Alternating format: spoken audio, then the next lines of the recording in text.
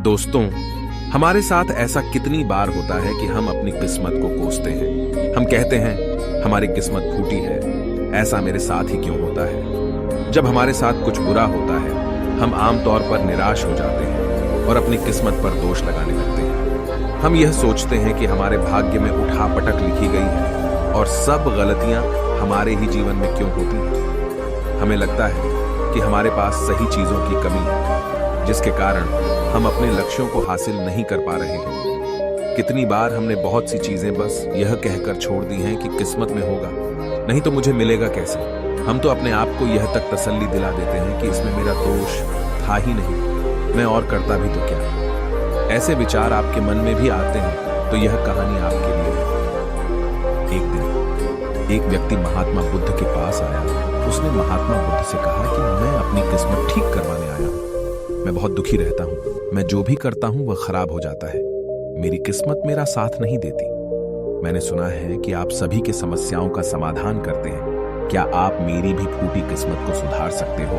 महात्मा बुद्ध जी ने कुछ पल उसकी आंखों में देखा और उससे पूछा, यह फूटी किस्मत तुम्हें कहां दिखी? तुम्हें ऐसा क्यों लगता है कि तुम्हारी किस्मत फूटी हुई है? उस आदमी ने कहा, मैं जो भी करता हूं तो वह हो नहीं पाता, तो मेरी किस्मत फूटी ही हुई है। किसी वक्त मेरे पास सब कुछ था, धन, सुख, आनंद। फिर मेरे माता पिता गुजर गए। जैसे जैसे करके मैंने अपनी खुद की परवरिश की। मैंने जिससे सच्चे मन से प्रेम किया, उस प्रेमिका ने किसी और से विवाह कर लिया। मैंने एक छोटा सा व्यापार शुरू किया, तो जिस मित्र के साथ मैंने वह व्यापार शुरू किया वह मेरा व्यापार ही हड़प बैठा। मुझे किसी ने बताया कि आप सारी समस्याओं का हल निकाल देते हो, क्या आप मेरी भी किस्मत ठीक कर सकते हो? महात्मा बुद्ध ने कहा, लाओ तुम्हारी फूटी किस्मत मुझे दे दो, मैं अभी उसकी मरम्मत कर देता हूं। व्यक्ति ने कहा, मैं किस्मत को कैसे दे सकता हूं, वह तो दिखाई भी नहीं देती। महात्मा बुद्ध ने पूछा, जब तुम्हें तुम्हारी किस्मत दिखाई ही नहीं देती तो तुम्हें कैसे पता कि वह खराब हो चुकी है?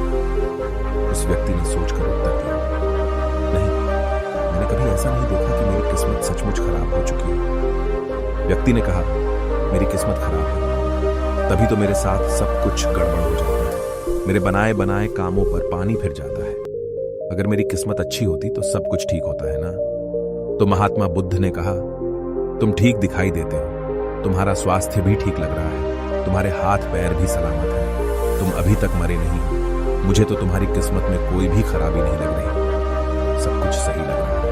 अगर किस्मत खराब होती तो तुम बीमार होते, तुम्हारा अंग भंग हो जाता या तुम मृत्यु को प्राप्त हो जाते, लेकिन ऐसा तो कुछ भी नहीं है। फिर तुम क्यों कह रहे हो कि तुम्हारी किस्मत फूटी हुई है?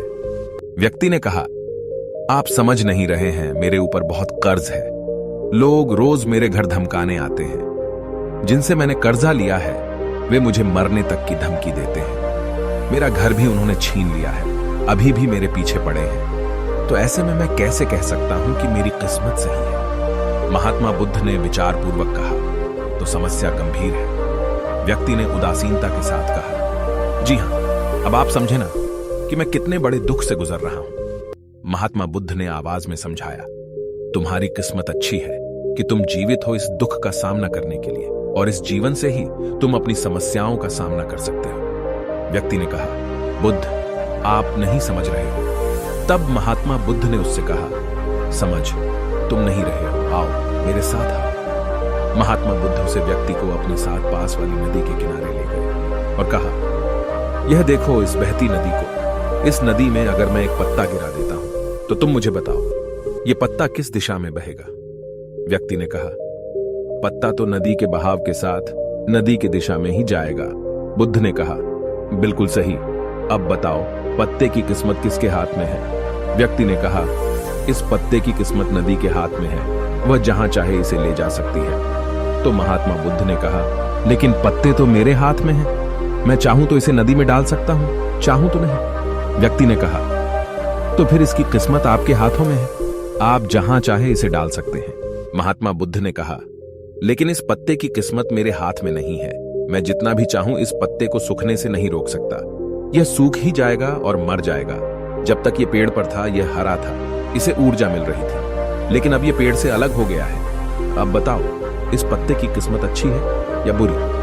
व्यक्ति ने कहा, अब तो इसकी किस्मत बुरी है, क्योंकि अभी अपने पेड़ से अलग हो गया है और ज्यादा दिन जीवित भी नहीं रह पाएगा, धीरे धीरे सूख जाएगा। महात्मा बुद्ध ने कहा, अभी यह मरा नहीं है, अभी भी है, जीवित है, और लाभ यह है कि अभी यह पत्ता वह सब कुछ कर सकता है जो वह पेड़ से लगे रहकर नहीं कर सकता था। बुद्ध ने वह पत्ता हवा में छोड़ दिया, वह उड़कर दूर जा गिरा। तब बुद्ध ने कहा, देखो, पेड़ पर रहकर भी कभी इतनी दूर नहीं जा सकता था, आज इसने स्वतंत्र होकर उड़ने का आनंद लिया है। फिर वह पत्ता उड़कर नदी में जा गिरा।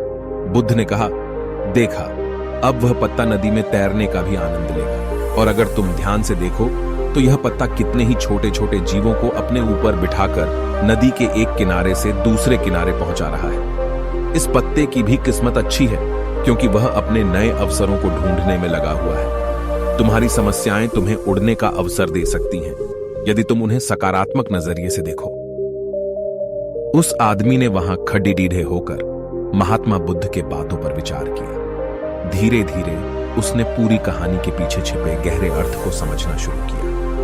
वह महात्मा बुद्ध की ओर देखते हुए बोला, आप सही कह रहे हैं महात्मा, मैंने अपने भाग्य पर ध्यान देने में अपनी दृष्टिकोण को सीमित कर दिया था। मैं इतना प्रयास कर रहा था कि समस्याओं और मुश्किलों पर ही फोकस करता रहता, जिसके कारण मैं उनमें मौजूद अवसरों को देखने में असमर्थ था। मुझे अब समझ आ गया है कि मेरी फूटी किस्मत बस एक डर और निराशा से उत्पन्न एक धारणा थी। यह कहानी हमें यह सिखाती है कि हमारी किस्मत हमारे हाथ में होती है, हम खुद अपने जीवन की दिशा निर्धारित करते हैं। हमारी समस्याओं का हल भी हमें ही निकालना होता है। चुनौतियों को एक अवसर के रूप में देखकर हम आगे बढ़ सकते हैं और अपनी किस्मत को सुधार सकते हैं। दोस्तों, ऐसी कहानियां हमें जीवन जीने का तरीका सिखाती हैं। अगर आपको यह कहानी पसंद आई और आप हमारे चैनल पर और बेहतरीन कहानियां देखना चाहते हैं तो सब्सक्राइब जरूर करें।